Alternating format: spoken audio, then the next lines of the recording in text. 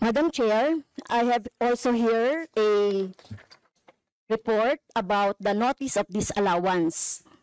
According to the notice of disallowance, the COA disallowed 73,287,000 out of 125 million confidential funds used by the OVP in 2022. So this is 58.63% of the 125 million. So can you confirm, the Vice President? Madam Vice President. Madam Chair, since you allowed her a snide comment, you will allow me a snide comment as well. So my question is, Madam, can you yes. confirm? Yes. Yeah, okay. Diba? Okay. Yes, Madam Chair. So Before you proceed, may I remind both our guests and our resource You should have persons reminded her when she said the line, diba? I called your attention, Madam Chair. You did not recognize me. So, ngayon, sasabihin ko na, if you allowed her that, you allowed me a snide comment as well. I don't recall hearing a snide comment, Madam Vice President. Ang snide comment, that's a matter of judgment. So please proceed Secretariat, Madam Chair, I would like the Secretariat to repeat the first 3 lines of the comments. point of order, Madam Chair. Point of order, Madam Chair, kasi parang... So let's please proceed with the answer. Point of order, Madam Chair, kasi parang siya yung nagpe-preside eh. Yes, that's right. Kasi inutusan mo yung secretariat natin sa Committee on Appropriation. Yes, Alam mo, diba? So, okay, thank you, Madam Madam Vice Chair. President, please proceed with the response. There's a question. Please proceed with the response.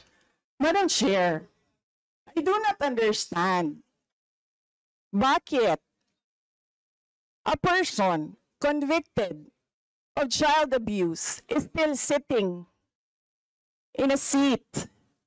Point of order, House of ito yung sinasabi Representatives. natin na dinadivert ang usapan sa ating budget hearing. Kung nagawa po niya yan sa Senado, Madam Chair, dapat hindi natin yan pahintulutan dito sa Kamara. You allowed her a snide comment and then you will not allow me Please wait a to be snide recognized. comment? Excuse me, our members and our guests. I warn you. Please wait. Don't go into this rabbit hole. Please wait to be acknowledged before you speak. Okay, so at this point, Honorable Manuel. Yes, Madam Chair, again, it's another point of order kasi kapag may mga deliberation tayo, we should stick to the topic. Hindi pwede, Madam Chair, na dinadivert natin yung usapan para hindi natin sagutin yung tanong ng mga mambabatas natin. This is actually the best opportunity, formal proceedings, nakikita po ng publiko para malaman anong sagot ng Vice Presidente. So hindi po natin napapayagan ang ganong mga argumento na hindi naman tumutumbok dun sa topic natin. So, Madam Vice Chair, President, there's I a will make this question. easy for you. Please make Sige, ma'am. your responses direct to the point. Sige, ma'am. I will make this easy for you. What rules are we using for this budget hearing?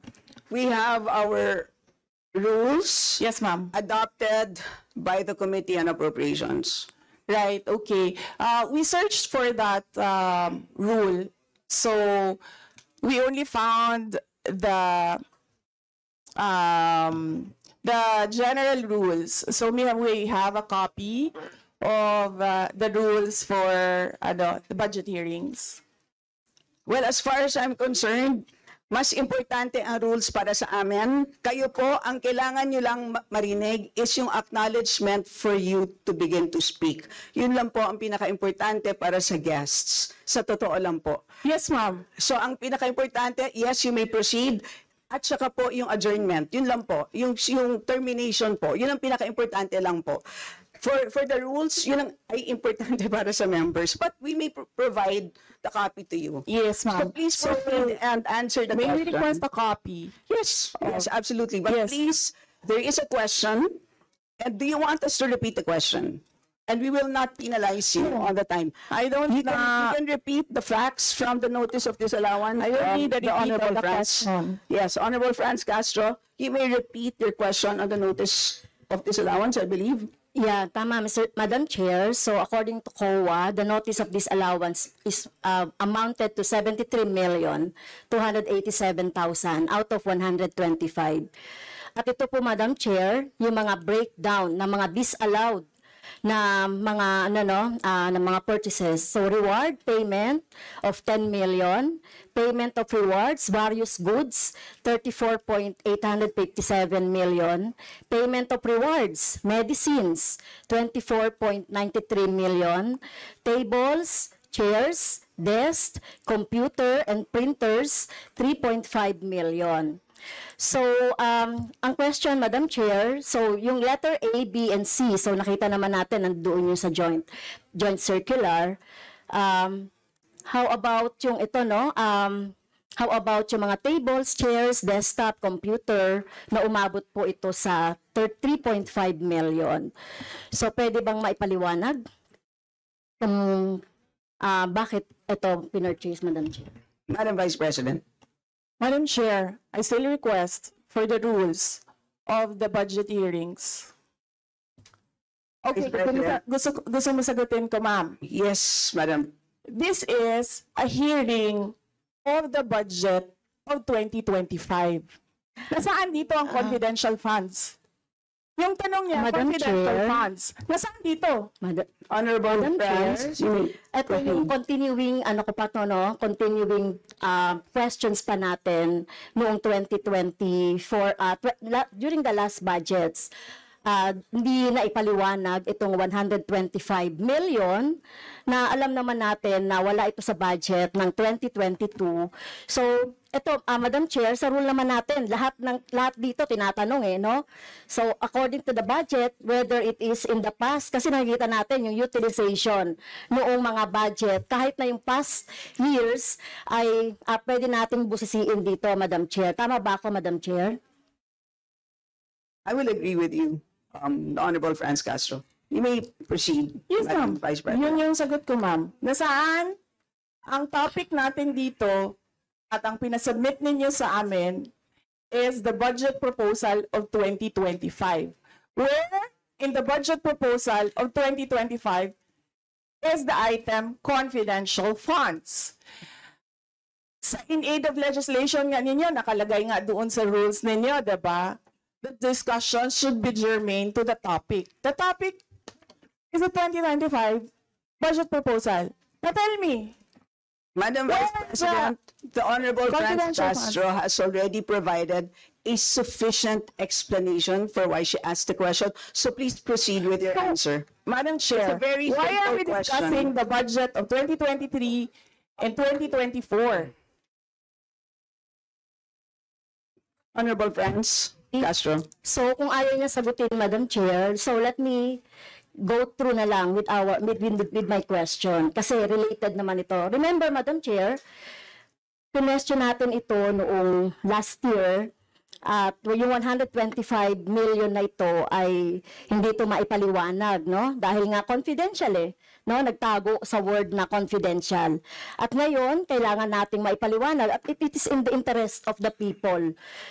Yung 125 million na ito, Madam Chair, kaya kailangan ito na mabusisi at kailangan ito maipaliwanag ng OVP. Kaya hindi tayo pwedeng questionin ng mga rules, questionin ng mga topic, etc. Dahil related din naman talaga ito sa budget, Madam Chair. Madam Chair, Yes, you may proceed. I request that the chairperson of the Finance Committee preside over this hearing. Madam Vice President, with due respect, you are not allowed to do that, Madam Vice President. You are not allowed to introduce any motion.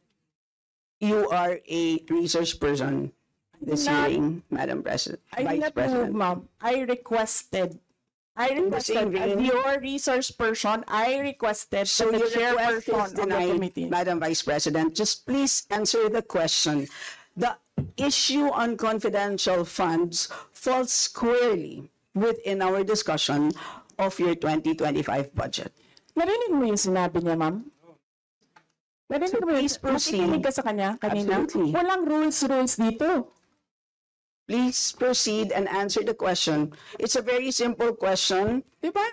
Please explain the specific spending on those items that she enumerated, amounting to a total of, Honorable Franz, do you want to amounting repeat to a that? total of 73.287 million.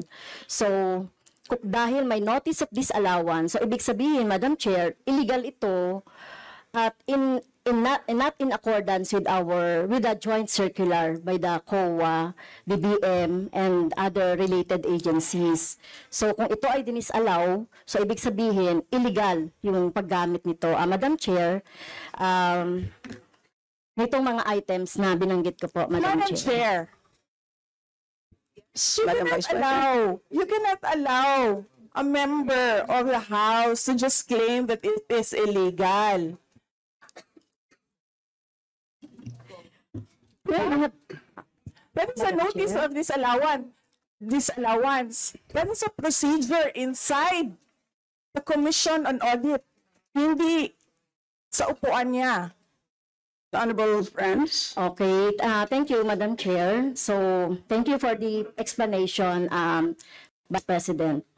Okay, next. According to accomplishment report of OVP, it spent 10 million for payment of reward. So, Madam Chair, in 11 days, ilang tao kaya at magkano kada tao ang reward?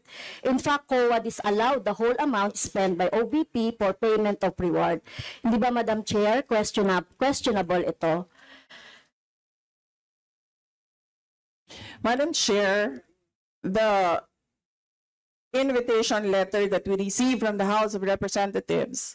Dear Vice President Duterte, the House Committee on Appropriations will hold briefings, hearings on the budget proposals of various departments, agencies, and corporations relative to the fiscal year 2025 National Expenditure Program as the basis of the fiscal year 2025 General Appropriations Bill. Nasaan? Sa presentation ko kanina, ang haba. Ang confidential funds. Honorable Franz Castro?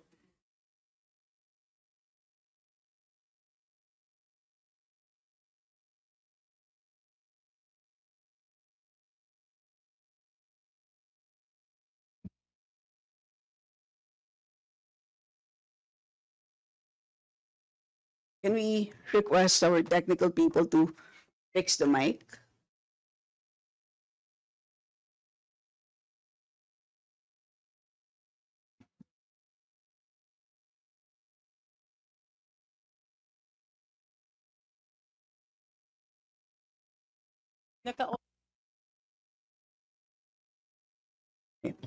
Can everybody check their mics and make sure that they're switched off para maka-switch on yung si Franz?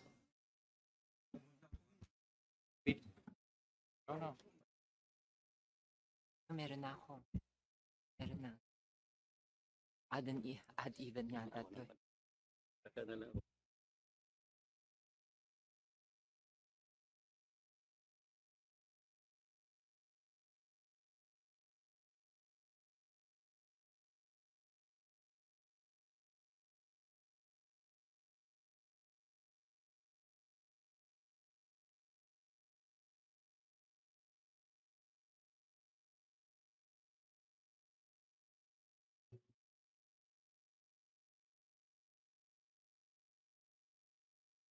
Madam Chair, point of order lang ulit, Madam Chair. Kasi kailangan lang nating ma-establish.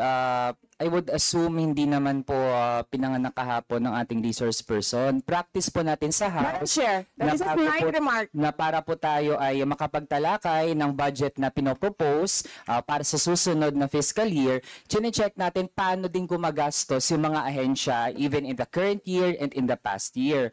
Also, Madam Chair, Section 162, Rulings as Precedents, rulings on questions raised by members shall form part of the parliamentary practice of the House. At practice po natin since time immemorial na hindi lang po ang proposed budget yung tinatalakay. Kasi yung performance ay dapat bahagi din ng discussion. Yun lang, Madam Chair. Noted. Honorable friends, could you kindly check if your mic works? Okay, thank you, Madam Chair. So yun po, no, yung sinasabi natin kanina, yung payment ng reward, the resource person can answer this. Questionable, tingin ko ay questionable ito. Okay? So, next, according to the accomplishment report, isa sa pinaggamitan ng OVP ng confidential funds ay yung provision of medical and food aid. This is not allowed under the Joint Circular number 2015-01 dahil kailan pa naging confidential fund ang pagbibigay ng ayuda. Or kung ito naman ay ginamit sa mga ginamit na tao or informant in 11 days. So paano kaya ginamit itong 40 million na ito, no, para sa medical and food aid in 11 days, Madam Chair? So yun yung tanong ko. Kung hindi ito ginamit doon sa mga aids, medical aid or food aid, pero paano kaya, Madam Chair, ginamit itong 40 million na ito as a medical and food aid ng ilang tao in 11 days? So yun po yung tanong natin, Madam Chair. Madam Vice President. Madam Chair, the subject of this hearing is the OVP 2025 budget proposal. We do not have an item of confidential funds in the OVP budget proposal. Honorable friends. So, may I continue, Madam Chair? Isa sa bumubukol na confidential fund ng OVP noong 2022 ay nasabi ko na, Madam Chair, yung medical and food aid at saka yung mga purchase of supplies. According to the accomplishment report, the OVP spent 40 million for medical and food aid in 11 days. So, ang ibig sabihin nito, Madam Chair, konting math, pumapatak na 3.64 million kada araw ang gastos, no, para sa food and medical aid. So hindi natin maintindihan, Madam Chair, paano ito ginastos in 11 days, no? 3.64 million kada araw dito sa item na ito. Madam Vice Do you want to President. comment? Madam Vice President. I did not call you, ma'am. It was Representative Arroyo who called you. The chair would like to remind both the resource persons and the members to please wait to be acknowledged before you speak. Yes, ma'am. So, Tinawag you mo mean, ako. yes, For what, ma'am? to respond. So any comment, Madam Chair, dun sa sinabi natin based dun sa accomplishment report? So kung gagamitan natin ng konting math, 3.64 million kada araw ang gastos para sa medical and food for 11 days. For how many people ba ito? Madam Chair, the topic and the invitation of the House of Representatives to the Office of the Vice President for this hearing is the 2025 budget proposal. There is no confidential funds in the 2025 budget proposal. For the information of the body, the letter that we sent, our Madam Vice President, reads as follows. In the second paragraph, we noted the following topics to be discussed. Item number 3 is comparative budget allocation and utilization rate from fiscal year 2019 to 2023. That's item number 3. So I can provide you copies of the letter. So clearly, confidential funds spent in 2022 falls squarely within that. So yes, Honorable Francie, may proceed. Yes, Madam Chair. So mukhang hindi na tayo sasagutin ng hindi na ako sasagutin ng ating Vice President. So sa bawat sagot kasi na ganyan ng ating Vice President, for the record, since ayaw magpaliwanag ang VP, So, ibig sabihin nito, yung paggastos ng 125 million ay na pera ng taong bayan ay hindi maipaliwanag. So, yun lang, Madam Chair. Kaya hinihiling natin sa Vice President o OVP na kailangan na maipaliwanag itong mga sinasabing item dito. Anyway, Madam Chair, sa kanila naman nanggaling yung utilization at confidential and intelligence fund.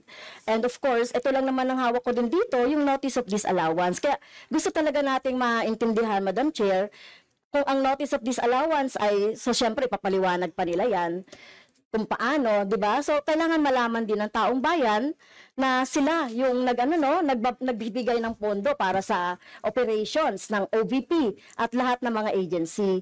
At kailangan yung maipaliwanag. So, hindi pwede yung ganyan na yung tactics na ganyan na parang parang sorry for the pusit, na kapag nasusukol na ang pusit ay nagaano ng maitim na tinta. So ayaw natin ng ganun, Madam Chair, kasi yung atin namang pinag-uusapan dito ay budget. No? So wag naman mag-ugaling pusit ang Office of the Vice President. Madam Chair, may I point of information only, Madam Chair?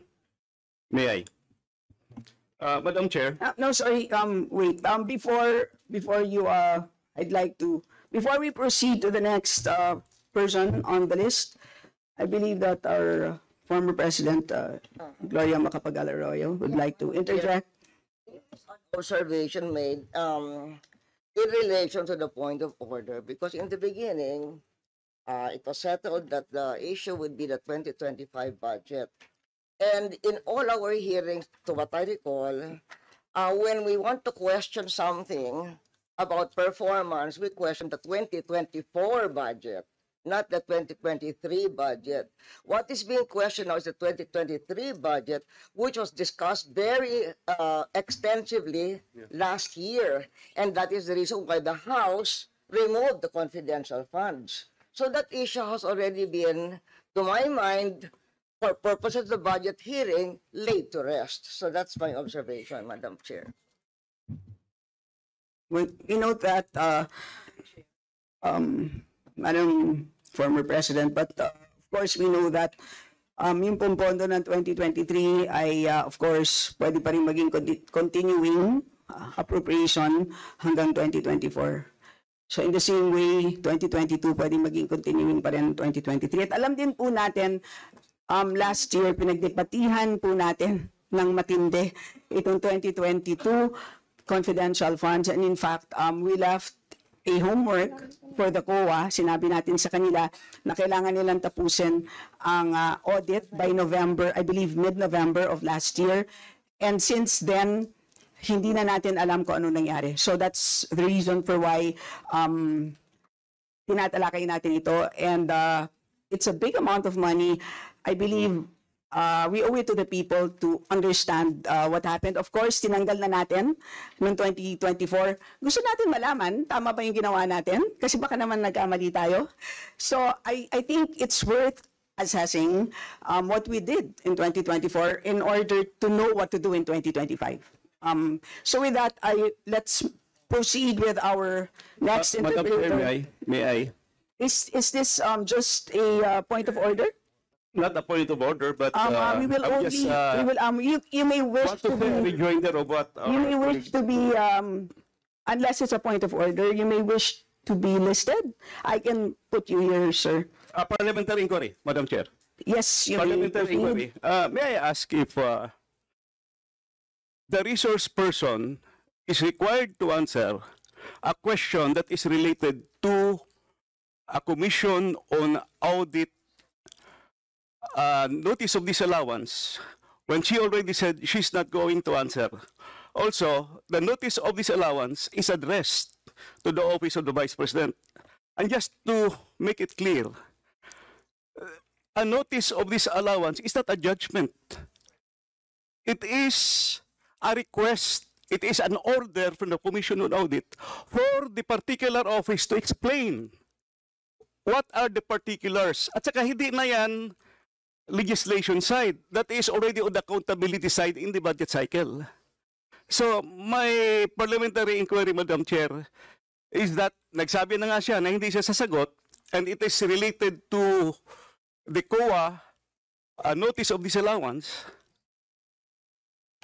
And, just to add, sinabi na rin ni former President, it was thoroughly discussed in the previous year. In fact, tinanggal sa budget ng 2024 yung confidential fund. And we know that there's a pending case on that also. To discuss that further might somehow prejudice or be biased whatsoever.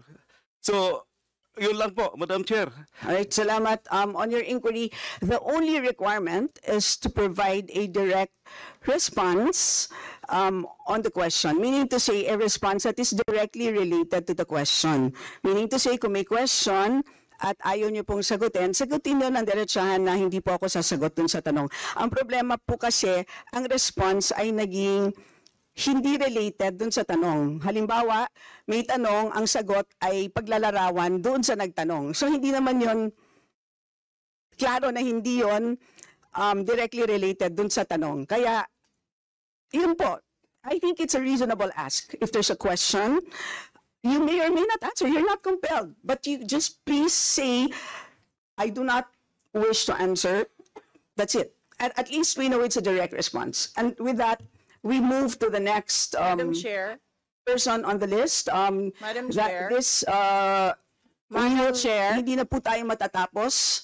Yan ang sinabi ko sa iyo kanina. Ayaw mo maniwala sa akin eh. Aabot talaga tayo ng bukas dito. Diba? Madam Chair. Is this an inquiry regarding What he said. Yes, and Yes, please, ma'am. I remind also our Yes, ma'am. resource persons to please act in a respectful manner. Pasensya na po, hindi po kasama sa poder ninyo ang pagpa-fire ng presiding officer ng hearing na to. So yes, you need to So proceed if po. you allow members of the House of Representatives lines like what you just said, like pusit, bakit mo ako kinukrucify for saying a fact that somebody is convicted of child abuse sitting in the chair?